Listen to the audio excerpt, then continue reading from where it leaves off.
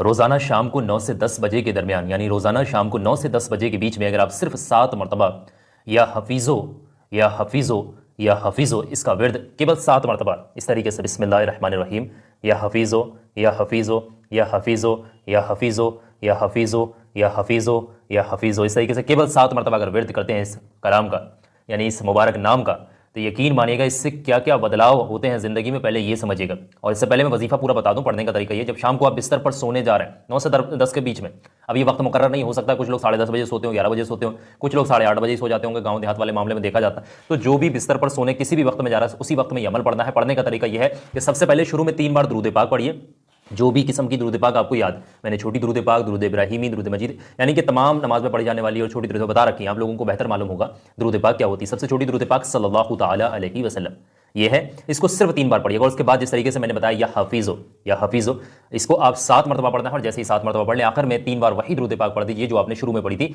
सल्लल्लाहु ताला अलैहि वसल्लम या दुरूद इब्राहिमी, जो भी आपने पढ़े।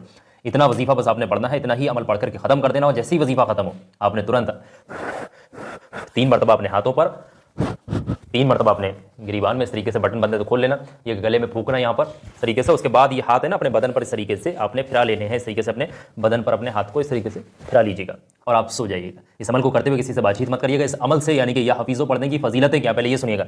जो शख्स भी शाम को बिस्तर पर सोने गया और उसने इसका विर्द किया, 7 मरतबा या हफीज़ो पढ़ा और वो फिर सो गया, सबसे पहले अल्लाह तबारक व तआला इस कलाम की बरकत से, यानी इस वजीफे की बरकत से उस शख्स को बहादुर बनाता है।